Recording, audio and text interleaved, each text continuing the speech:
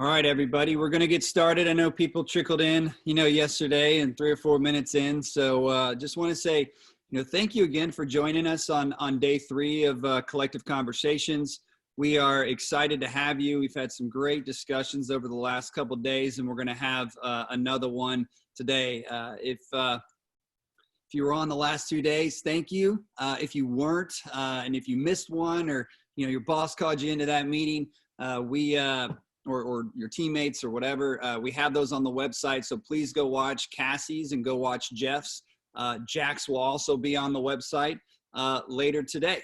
And as you see, we've been going through this progression, and I'm excited for Jack today, because a lot of the reason that we kind of created this and our philosophy and the worldview that we all need, Jack's the architect of it. So I'm really excited for all of you to hear from him. So before we start, if you remember, I always have that purpose, process, and payoff. And I think all of you have already heard this, over the last couple of days, but really is just to provide a conference for you so you guys can really learn and experience all parts of our leadership, and hopefully be able to integrate and then go execute with your peers, your leaders, and your teams. The process is the 4 days. We're going to have these out on the web. We're going to have some digital assets that you guys are going to be able to use. And then ultimately, if you want to ask a question during any of this as we're going, you guys have been a good so far of really going into the all panelists and then just sending it to Jack and I, and we'll be monitoring that as we go.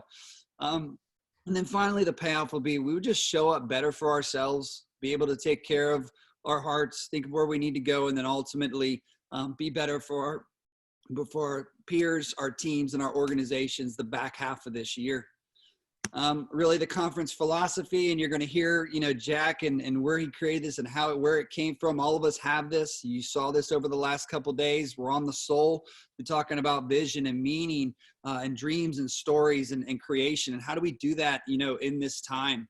And we've been taking you on a very specific journey in a very specific order, because we know that as we go through this pathway that Jack came up with, that we really are becoming a full, well-rounded and integrated and transformational leader when you do that this way. So I'm very excited for Jack to explain this with all of you.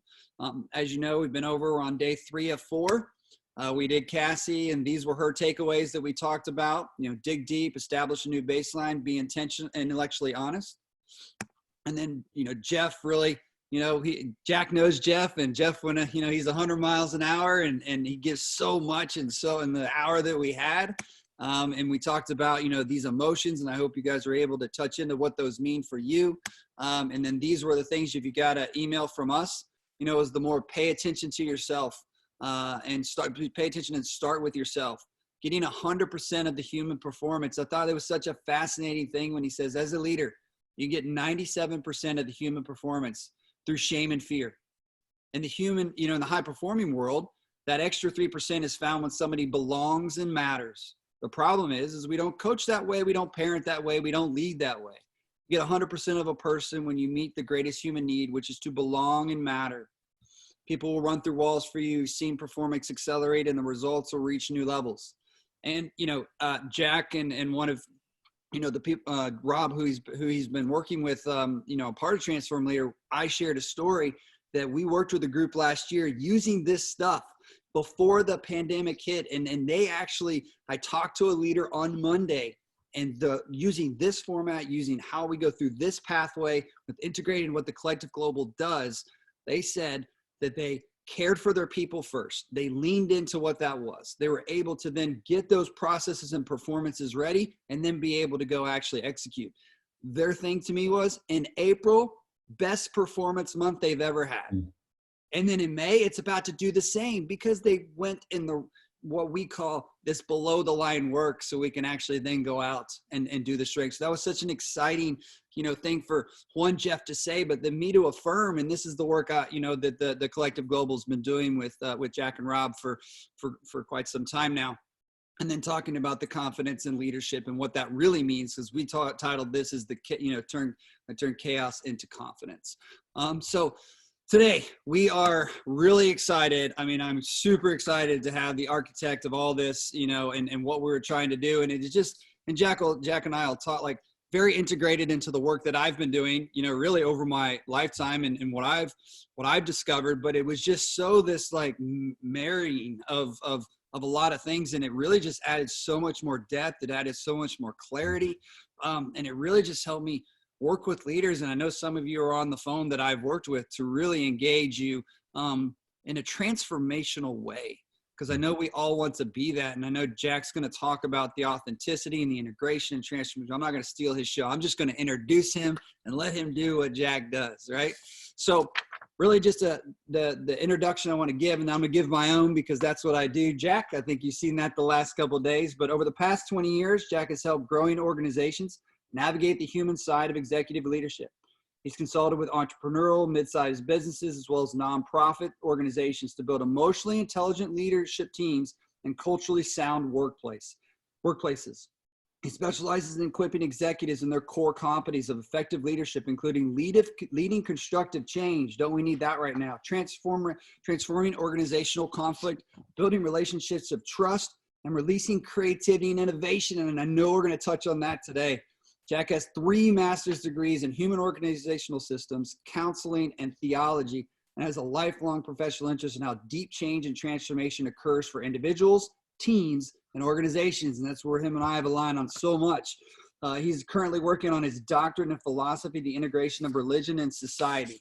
But Jack, here's my intro for you. Ready? Jack is a leader, coach, researcher, quadrant extraordinaire, holds a master's degree in the long pause before answering, transformational sage, guide and mentor to so many, husband of 32 years, dad to 3, my friend and mentor.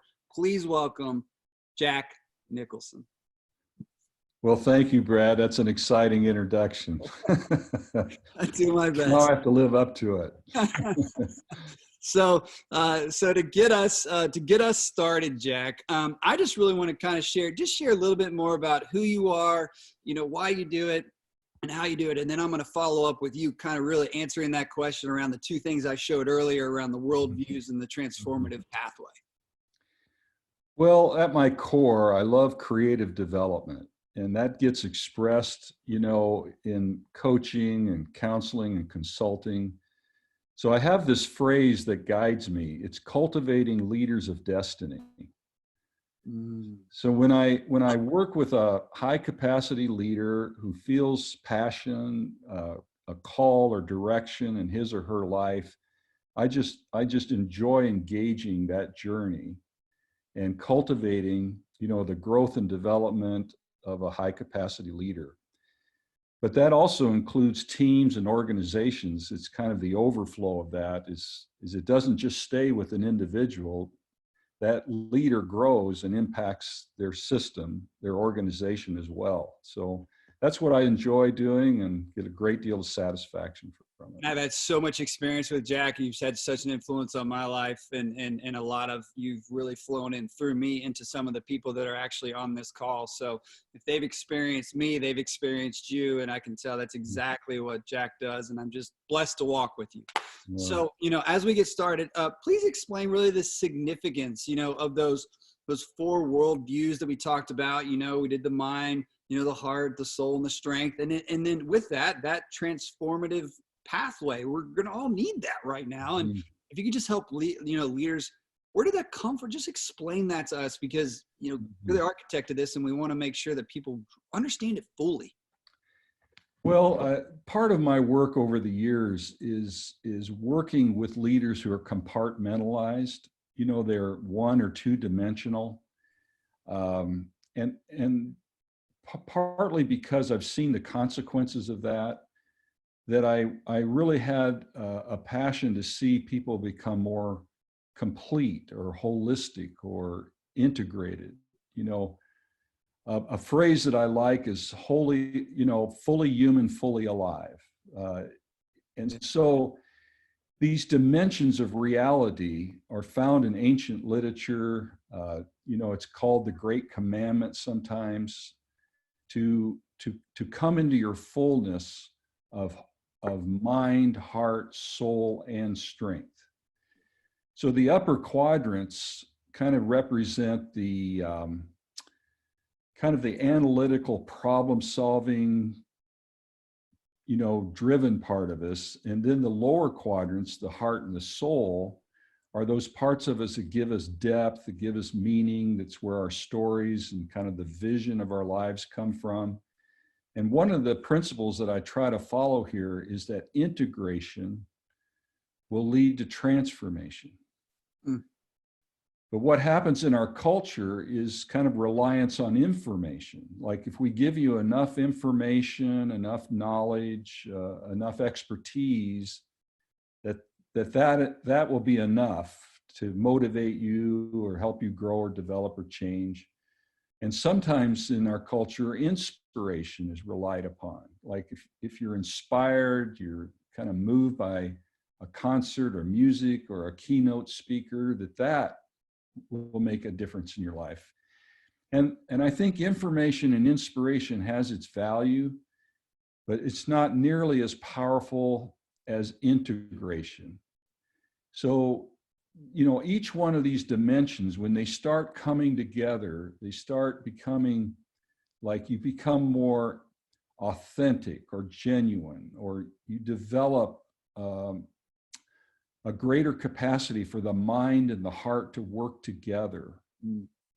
Then more and more you begin to grow and change, and you become more transformative in your work because you're developing into a resonant leader. So those are some of the things that I believe very strongly. And, I'm really grateful your workshop is kind of lined up that way, because we all get to talk about these key critical components that when you bring them together, there's enormous synergy in it. Can you talk just for a second, when you talk about authenticity? I mean, right now, we had Cassie talk about, she said something like, you can't promise anybody anything right now. Yeah. She's like, you can care for them, you can listen to them and create that, trust, because you're able to do that with them. Jack was talking about connect, he does this, the connecting of the heart, and, bring it back. But like that authenticity and like being vulnerable, how important is that, is that one piece? Just sit on that and then we'll move to the next question of that authenticity right now. Yes. Well, if you stay in the upper quadrants, like I just moved from knowledge to strength, you're actually relying pretty heavily on willpower, that I'm going to will this intention into action.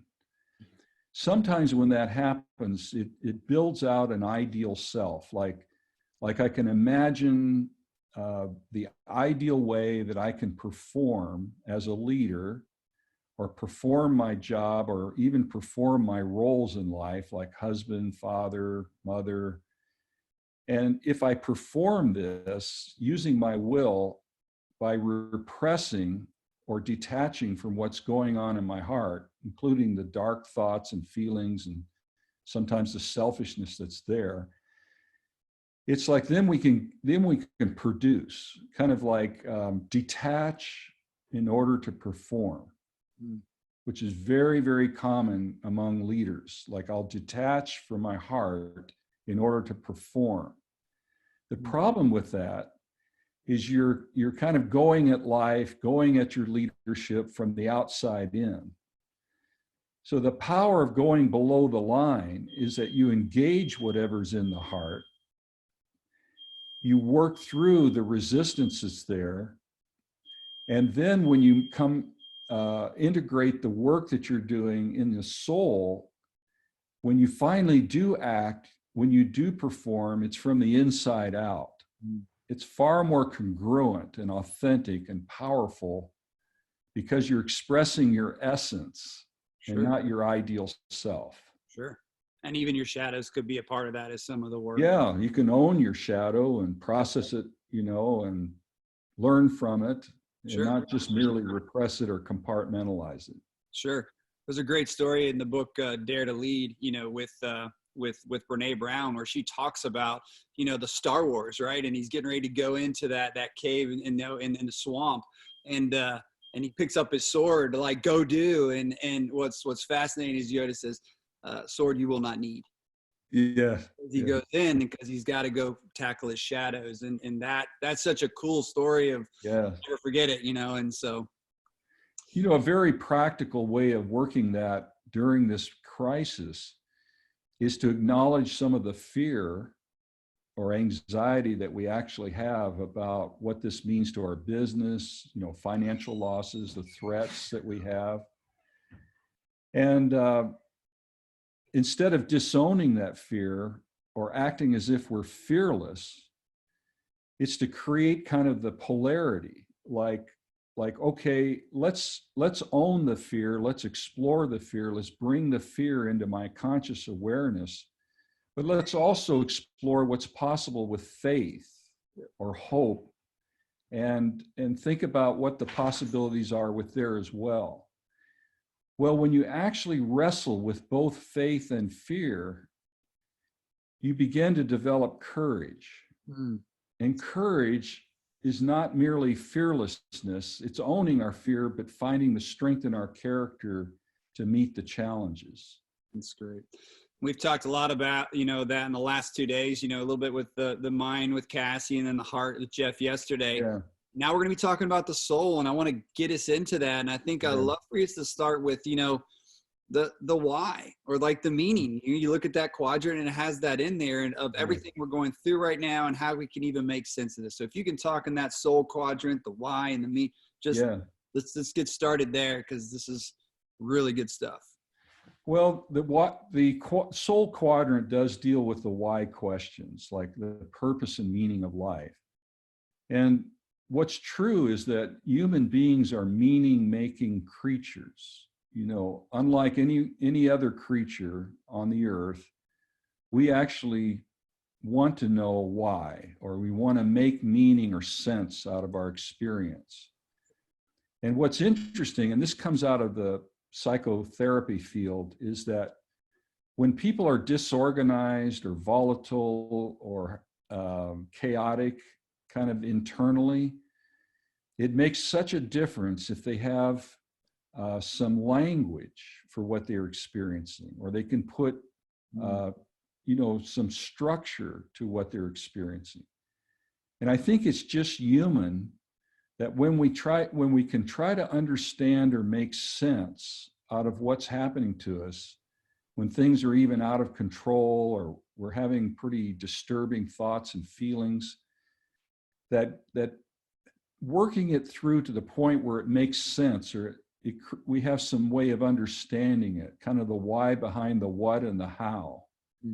It really makes a difference in developing confidence, coming out of this crisis with confidence in who we are and how we can face the future. That's so good, Jack. Thank you. Yeah. So when we think about the soul quadrant, there's some other words in there, and I want to kind of dig into those. So like I see the word story. Yeah. Can you explain a little bit more about, why this is important now and as we move into the future? Because we all have a story, that we're all writing, and all of us on this, that got to this, to this call today. Yes. Well, stories are the primary way that human beings organize their experience. So, when we get together for Thanksgiving, or we get together just as colleagues or friends, what do we tend to do? We tend to tell each other stories, like kind of what happened, and, maybe how we met some challenges. But what's significant here is to dig into some deeper stories that impact all of our, kind of our future decisions. Like there's certain scripts that we can follow, certain patterns that we tend to repeat. Some of us are always trying to go back home in some way, and kind of find the healing there that we never found in the first place. But the point I'm making here is that we can actually have a tragic story or a heroic story. And so some people just organize their experiences around a tragic kind of outcome, or I'm a victim of things that happened to me in life.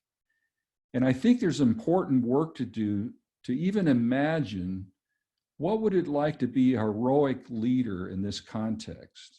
Like if I wrote my script, or I even help my team or company think about, what if we were a heroic company in the midst of this coronavirus crisis? What would we do? And what would that story look like? So you're even saying write down the heroic one. Like Yes. take a pen, or we don't pen anymore. Let's type, type it out, Yeah, that's whatever right. it is, and write it down and say, what would this look like?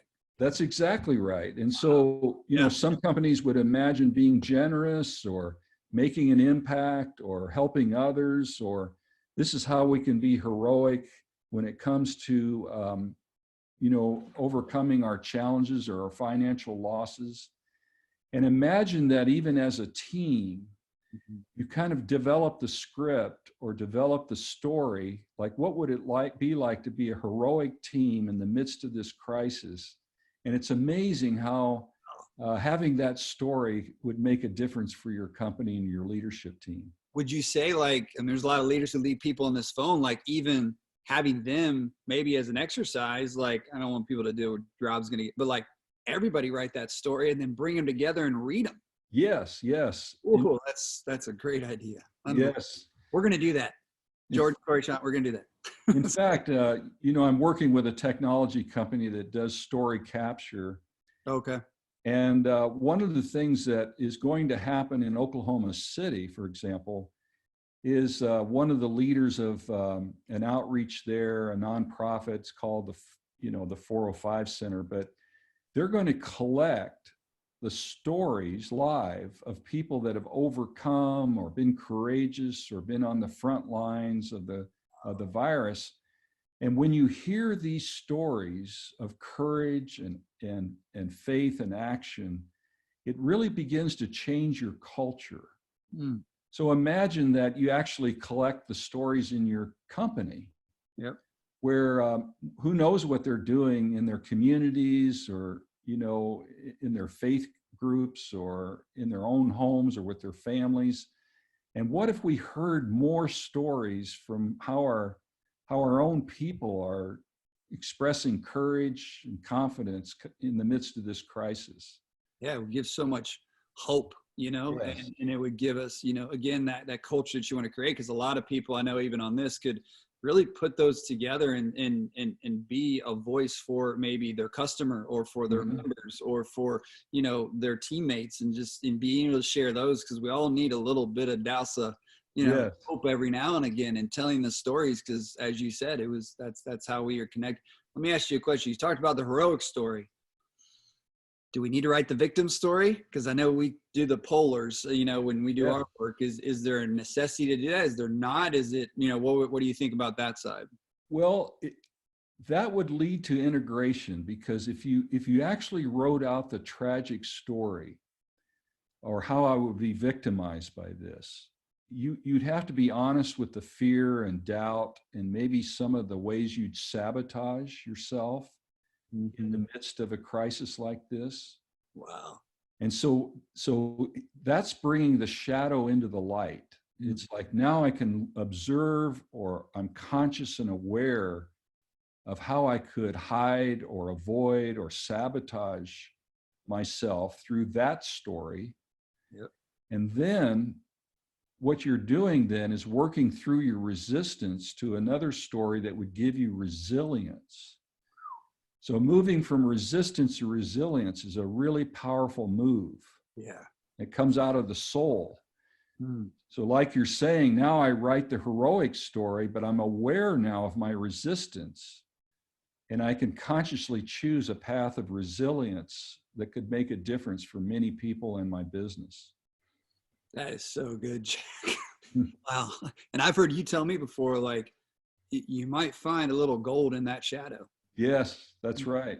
And with that can be, something to produce and help you with that resilience. And doing my work with you, and that I've produced even in this time, to have that sense of resilience. We were talking about it right before we got on this call. Yeah. And I think that can help people be, for me, the word was a little bit more calm. Yeah, that's right. A little more centered. And exactly. You mentioned the gold and the shadow. A lot of tragic stories, they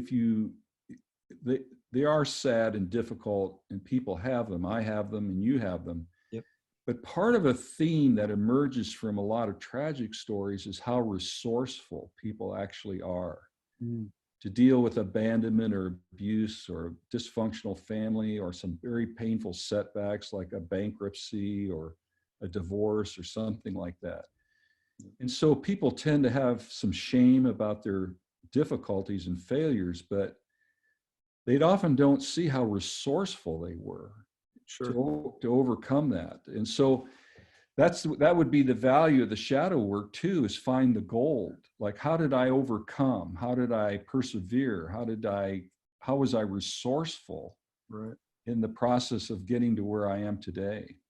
Yeah. And I think that Jeff recently brought up a paper. I think you maybe shared it with you, and you would know this being in the field that you're in, but it's like, I think you have to say something like almost 30 times that came from that paint for you to start even that process of creating that resilience, owning that shadow, and then finally 30 times. Like, I know I've probably said some things to you 30 times, and I'm finally getting there. So, so one of the words, Jack, that you also is in that quadrant, because I know a lot of this was like, what are we going to do with Cassie, and kind of our feelings and showing up for ourselves. Yeah. But we're leaders, right? And got to have some, we got to also look at this as opportunity, and vision and dreams. So I want to make a little shift, and then what I want to is, if anybody has any questions thus far for Jack, please put those in the chat, like you guys have been doing so well, over the last two. But I want to say, a lot of people could be looking at this time as defeating or limiting, or maybe glasses half empty. But inside the quadrant, there's that word opportunity. Yeah. Can you explain a little bit more about this and how we can be maybe thinking about that in this time? Yes. Well, when we're afraid or anxious or threatened, it's very difficult to be creative or to tap into vision when we're focused on survival. Sure. So part of the challenge is creating space or enough safety where I can begin to think creatively, or begin to tap into a compelling vision that might emerge from the crisis. Now, what's really interesting, because it builds on what we were just talking about, that creativity often comes from holding opposite forces in tension. Yeah. So example, I could polarize around mitigating risk. I could lay off my employees, I could cut cost, I could redline things in the budget. I could be completely focused on the cost, the risk management side.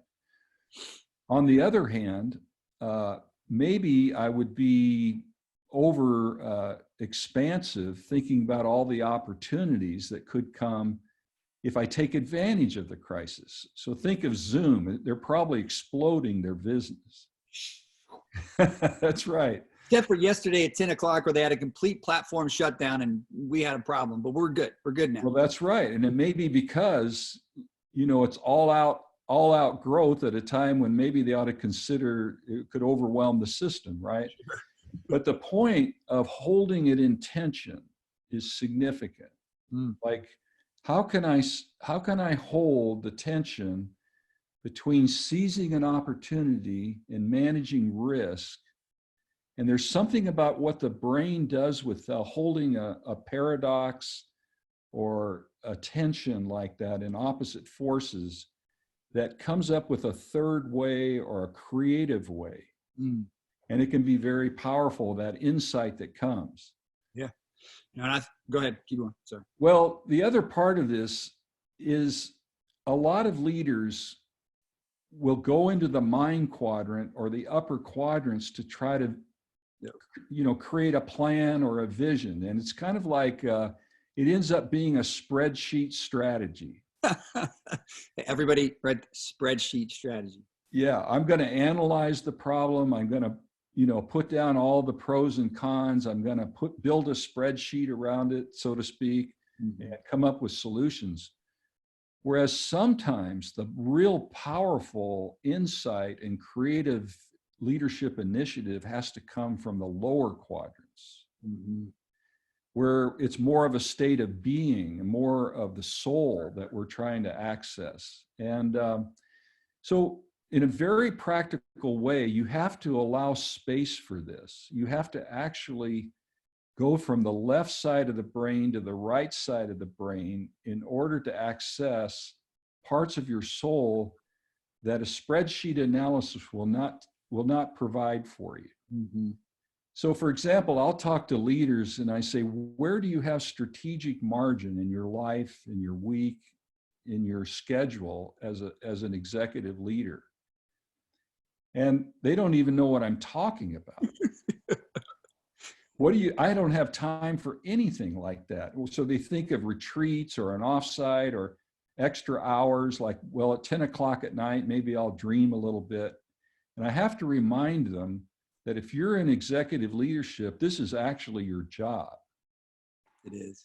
It is your job. So I challenge them, can you take 10% of your schedule and actually block off time for creative, envisioning, kind of longer term storytelling kind of work? And when they do, they have a phenomenal results, because now they're shifting from left brain to right brain. They're creating space and structure for it. They're not trying to do it at 10 o'clock at night as something layered on their job. Now, I have to tell a little funny story about this. I had one executive leader he just couldn't do it at the office. You know, if he shut the door or you know, all the machines and computers are whirling around him. So here's what he did.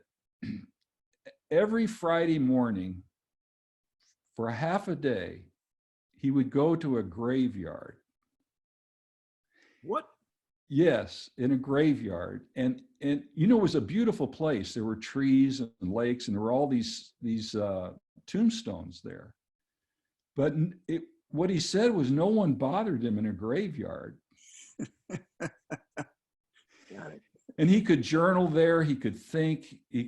In fact, even the gravestones would remind him of his mortality. You know, that some things are more important than the urgent demands of the office, because you're looking at death itself. Seriously. So anyway, he would come back though, and it would set up his whole next week, because he had accessed this part of his soul that gave him more vision, more clarity, greater sense of core values and convictions. So taking that strategic margin can be really important during a crisis. Yeah, and you and I were talking before this, you know, before we, you know, today, and you're talking about, you know, the whole information and technology and things just coming at you. Yes. How important for these leaders on this phone and people who are eventually going to, how important is that time, especially right now? Yes, especially right now, because I'll use this phrase to describe the difference. It's wisdom for the journey. So what you get in the media is a lot of technical information about the virus and how it works and the latest laboratory results and how we're going to approach this and how we're going to contain this. But that's not wisdom for the journey. Wisdom from the journey comes from the soul. It's more of it's like what you need the most is someone to be with you on the journey who cares about your character and your process of growth and development as a leader. So when you feel that someone is with you, is willing to invest in you, kind of be the sage for you on this journey, that's when you begin to internalize the wisdom that gives you confidence to face the challenges of the journey. And in the moment that we're in now, you know, I tell a lot of leaders, the best idea and the best new creative thing is inside your company. You just have to create the space for it to come out. That's right. And that might be you, but let's take a step further. Like, how important is it for us to engage our leaders next level, and even those people in a crisis right now that we're in and is going to be now and in the distant future, to have that space too? How important is that for the people that are part of our teams?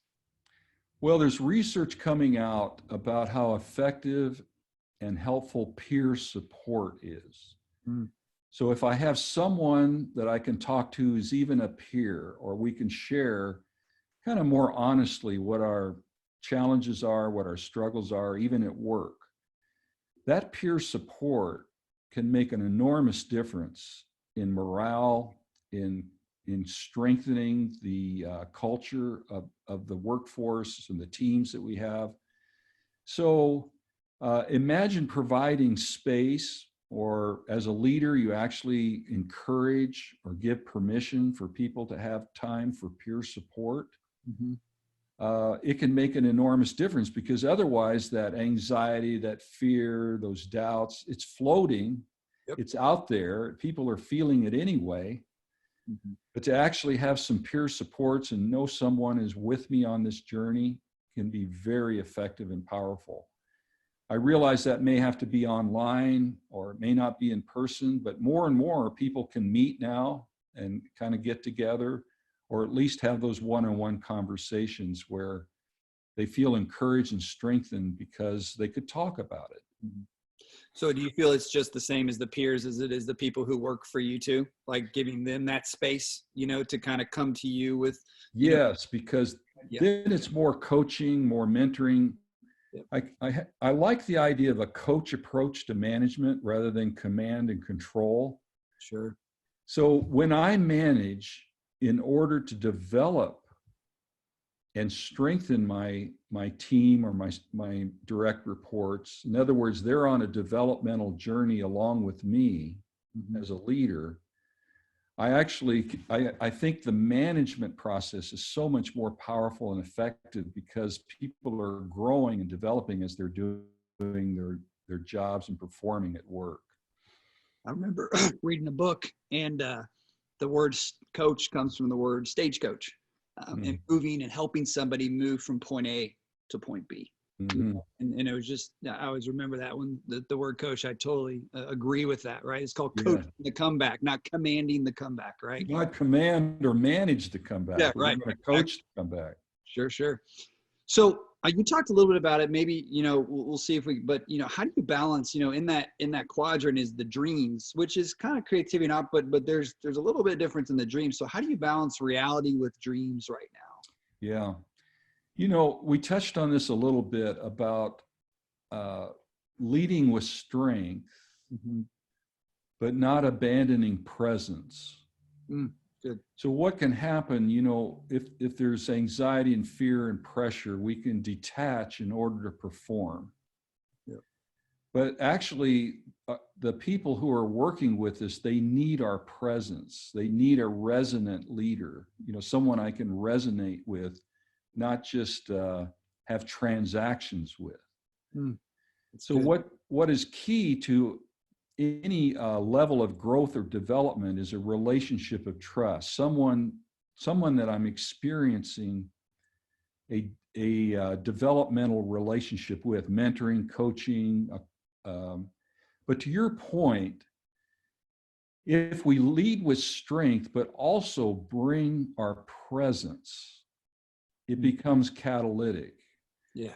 And so to meet the challenge, to rise above this crisis, the Chinese symbol for crisis, I don't know if you've ever seen it. It's very interesting to see that the actual ink drawing of a crisis, because it's a combination of danger and opportunity. So the Chinese symbol kind of combines danger and opportunity, and it can go either way, right? So by bringing strength and presence, we can convert what could be very dangerous into something that can be an opportunity where our leaders and teams and organizations can meet the challenge with confidence. Wow. That's great. I'm going to go look that up, and that's going to be a little picture. I'll put it right there. Yeah, it's really out there. Yeah. So why is vision so important right now?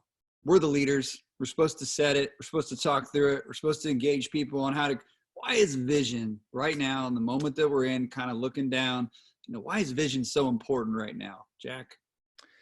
Well, it certainly guides our decision-making, to have a clear vision, clear mission, for our work, our company, our organizations, or teams.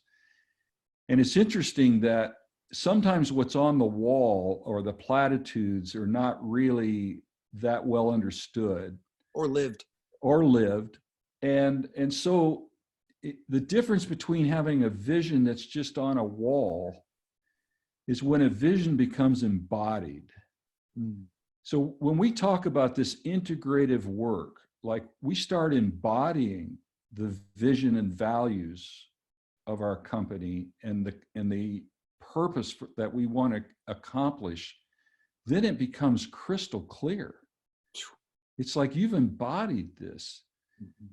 And I see three things coming together when someone has embodied their vision. It's when design and desire and destiny all come together. Say that again, please. Okay. So design, write that down. Desire and destiny. I call it design to destiny for short. But it's like when we are getting down into the soul, into the essence of who we are, I think we discover our deep design. And then if we learn to trust that design, we begin to experience the desire, the passion, the kind of heart that's behind the design. Like you just know that you were made for this or created for this, or, you know, there's an alignment of my design with my desire and my calling and destiny as a leader. So I know that has to be applied to a particular business, a particular profession, a particular role and responsibility. But when someone embodies it, like I'm in my role expressing my deep design, then it is compelling when you talk about what we're trying to accomplish together, you know, why we're doing this. We tell people all the time, it's the work that we do, you know, like we've worked together on this, and it's like, you know, is that, you know, that's the flag on the hill, and we're going, everything has to go through that, you know, and that, in a time like this, vision and mission cannot be on the wall. That's right. Be in the email subjects line. And there's so many people, because of the amount of what's and how's that are coming at us, we must use that as the filter, because that's who we are as an organization or a team. And when somebody veers off or they go, like, how do you bring them back? Like if an organization or a group of leaders, like, how do you get them back to not just the what's and how's? Because the essence of that is really how we're going to stay together through even more tough times than we were having before. Yes. Well, I think that's the work of value clarification, because if you can articulate the values in which you're actually trying to achieve, you know, your purpose, those values are like the gyroscope. It's like when you start to veer off, you know, a gyroscope will keep you stable. It's like I'm clear about the values and the values come from the heart and the soul. It's not, they're not simply upper quadrant good ideas. So I may believe things, but what I value is what I really invest in. It's what activates the passion and desires of my heart. Sure. No, that's good. And so, you know, one of the things that, you know, Jack is not a part of what we've shown yet, but like one of the ideas associated with your work and the word soul is actually being a sage, you know, in that quadrant. And can you talk a little about maybe why sages are so needed right now? And maybe how can everyone really tap into our own maybe inner sage? Because there's obviously different ages and different experiences on this call. But I believe there's a huge calling for sages right now. And if you don't have, I have you in my life and Jeff, I have other people in my life that do that, but some might not, you know. So can you talk about why they're needed right now? And then how do we tap into our maybe own, because you said, hey, Brad, you might need to dip into sage every now and again, you know, and some of that. So can you talk about that a little bit? And then I have one more question and we'll wrap up. Okay. Well, you know, being a sage is not about acquiring knowledge and expertise. It's not about academics. It is more about this journey of character formation. So you know, the great stories that we're drawn to, just think of Lord of the Rings, for example, that movie series. It's like the journey with this ring, the ring of power, you know, the ring of that would obsess and take over, you know, the Hobbit's life, and Sam being along with him on this journey. See, Yep. that's a transformational journey. And in a sense, I've got a little quote here I want to read. Please. We don't just have stories, we are a story. It's our responsibility to know our story so that we can live it out intentionally for the growth and development and transformation of others. So you have to do your work in your own personal transformational journey to be able to lead or be a sage or a mentor to someone in their journey. So the courage that we have to integrate our shadow, look at the darker parts of our hearts to become a more noble person, a more integrated man, woman, or leader, that journey is what qualifies us to be a sage or speak into the life of another. And I'll use a word that's not used in business very much, but it's actually very powerful and very real. It's the word love. And there's a transactional level of love where we care enough to provide for the needs of others. But there's another level that I would describe as developmental love, which we actually invest in the growth and development of another, to care enough or love enough to walk with someone over time. And then there's a transformational love. That's the work of a sage, and you have to get there through your own journey. But you're able to be with a person in such a way that you can help shift their mindset and deepen their values, and even help forge their true identity. So when you're able to work at that level, it's a deeper, more powerful, transformative love that a sage would offer to the world. And you're right, it's rare. Very. But it's a journey I really would like to see more people begin, so that, because our culture desperately needs more sages, for sure. I agree. So, you know, as we kind of transition and, you know, kind of passing the buck, obviously, into Rob, you know, how do we use this transformative pathway to be prepared when we actually go into the strength quadrant and start to take action? You know, because we're going to have to do that. And so, you know, I love this. And then last 3 takeaways, and we'll go from there. Well, I really believe that our best decisions come when our heads and hearts are working together, or the more integrative we are, the more effective and powerful leadership we can actually act on or demonstrate. Because you have this congruence, or you have this wisdom or character behind what you're doing. So I want to take you through some leadership language around the quadrants that lead to what we're talking about. Okay. It's like in the mind quadrant, we're hoping to develop the capacity of the leader. And in the soul quadrant, the character of the leader. So the capacity to lead and the character to inspire brings us to the compassion of the heart to serve the people in our organizations. But then if we proceed further and integrate the work of the heart, we actually have the courage to act.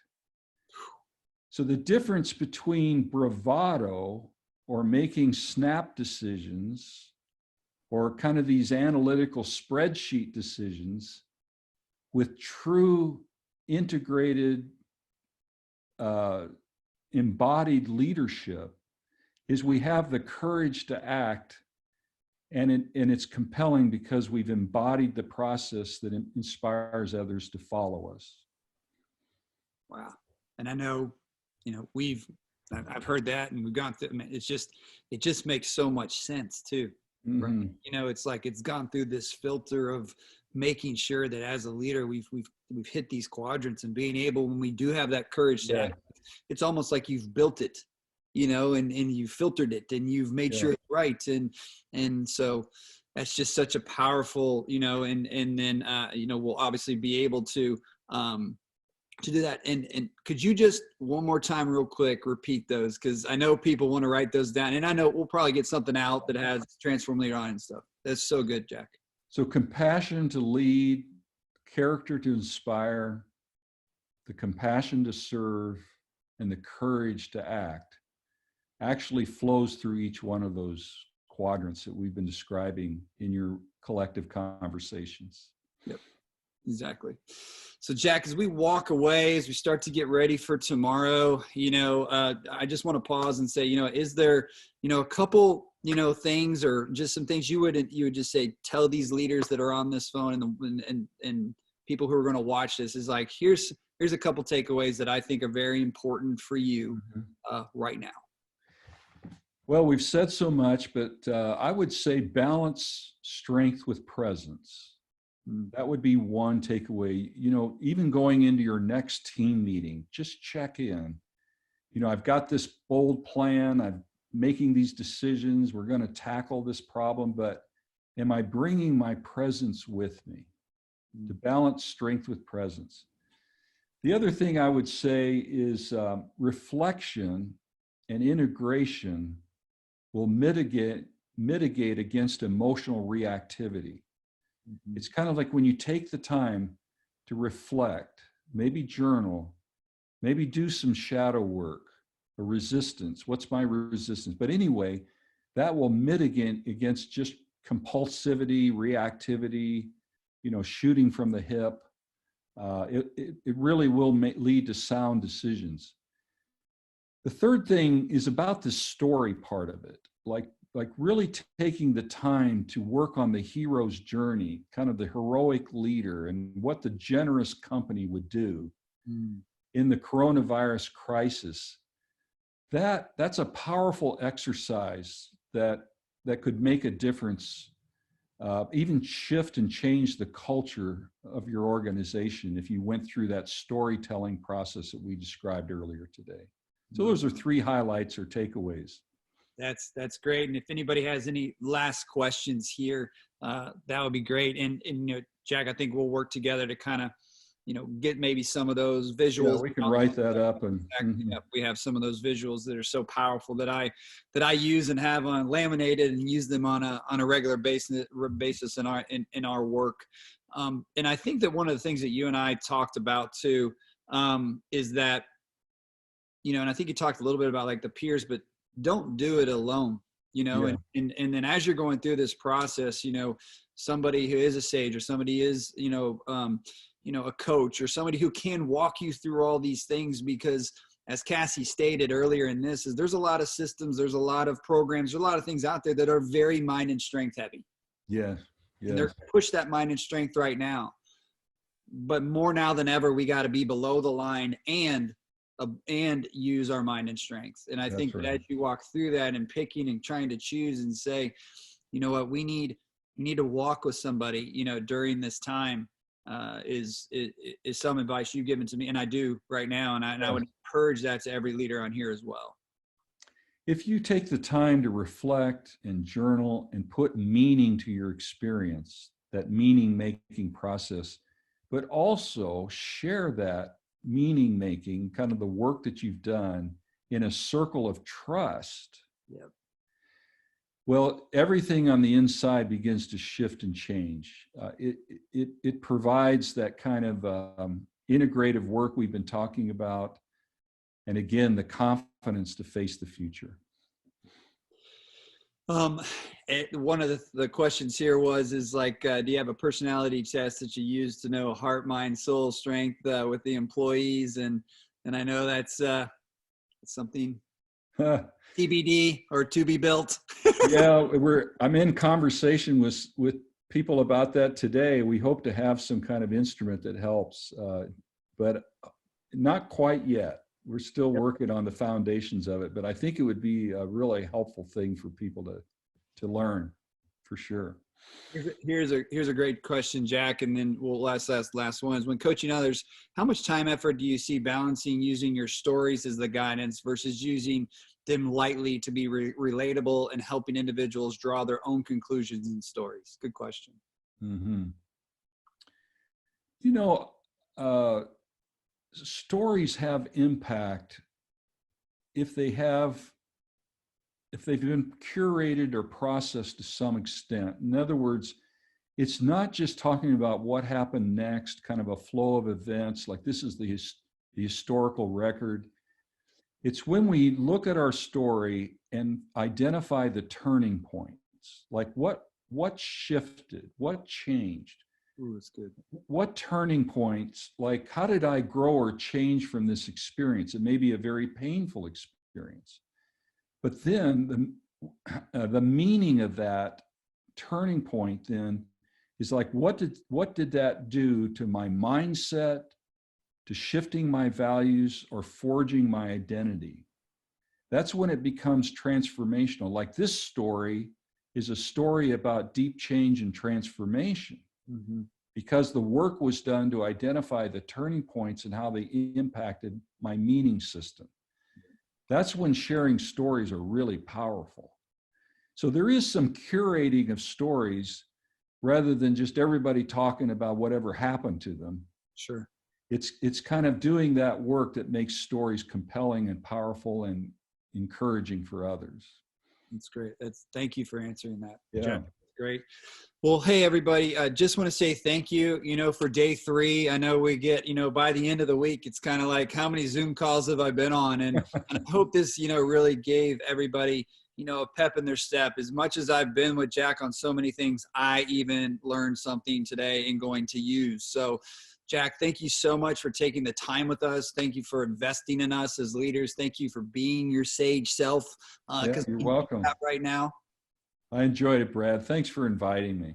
Yeah, this is great. And just as a reminder, our last speaker's tomorrow, Rob Murray. He's going to be speaking on strength, and I'm so excited. He's going to kind of put this all together and really say, hey, now what do we do coming out of this? What are the actions? What are the behaviors? And I'm really excited for you guys to hear. So I know it's Friday. I want to get out there in the sun and the golf, but tune into this last one. Come and show up. Share it with anybody and everybody. It's on our website. All of this will be on in the next couple hours, and let people experience what you got and experience today. We're so thankful for you joining. This has been just an awesome experience for us. You guys have been engaging, and we look forward to seeing you tomorrow at 10 a.m. Central for Collective Conversations, Coaching the Comeback.